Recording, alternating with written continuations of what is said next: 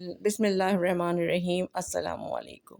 بڑی عید سے پہلے منگنی اور 15 دن بعد شادی۔ میرے ایک دوست کی شادی نہیں ہو رہی تھی، جس سے میں نے یہ وظیفہ بتایا۔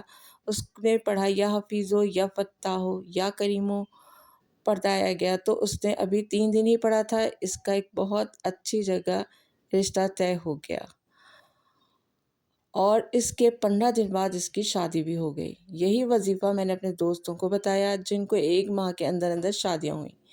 البتہ میں نے یہ وظیفہ جس کو بھی بتایا، اس کو جس مقصد کے لیے بھی بتایا، اس کو فائدہ ہوا اور اس کی پریشانیاں، مشکلات فوراً حل ہو جاتی ہیں۔ یہ وظیفہ سارا دن اٹھتے بیٹھتے چلتے پھرتے کثرت سے پڑھیں اور اس کے بعد میں آپ کو ایک اور وظیفہ بتاتی ہوں۔ شادی کی تیاری کر لیجئے، آپ کے پاس صرف 40 دن ہے۔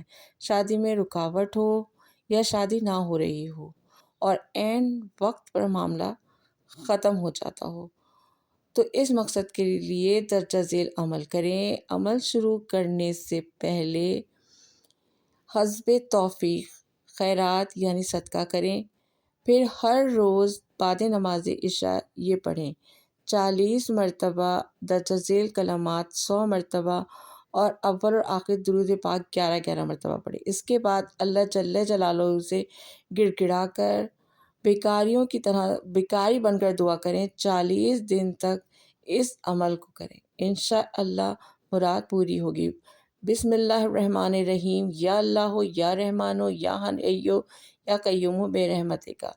اس کے بعد میں آپ کو شادی کے لیے استخارہ بتاتی ہوں۔ شادی کے لیے استخارہ کرنے کے لیے انسان کا پاک صاف ہونا ضروری ہے۔ رات سونے سے پہلے 2 رکعت نماز نفل کی نیت سے استخارہ کریں اور اس کے بعد اس میں ہر نفل میں اس طرح دعا کریں کہ پہلی رکعت میں سورہ فاتحہ کے بعد سورہ کافرون پڑھیں، دوسری رکعت میں سورہ فاتحہ کے بعد سورہ اخلاص پڑھیں اور نفل ادا کرنے کے بعد استخارے کی دعا پڑھیں۔ اس کے بعد قبلے کی طرف منہ کر کے سو جائیں۔ اگر ایک سے زیادہ رشتے ہوں تو سب کے بارے میں سوچیں اور اگر ایک رشتہ ہو تو پھر اس کے بارے میں سوچیں۔ جس نیت سے استخارہ کر کے پڑھیں گے اسی طرح سے سوچیں گے، ایسا خواب آپ کو نظر آئے گا۔ دوبارہ استخارہ کریں، اگر دوبارہ سمجھ میں نہیں آئے تو پھر استخارہ کریں۔ ویڈیو پسند آئے تو اسے لائک، شیئر اور سبسکرائب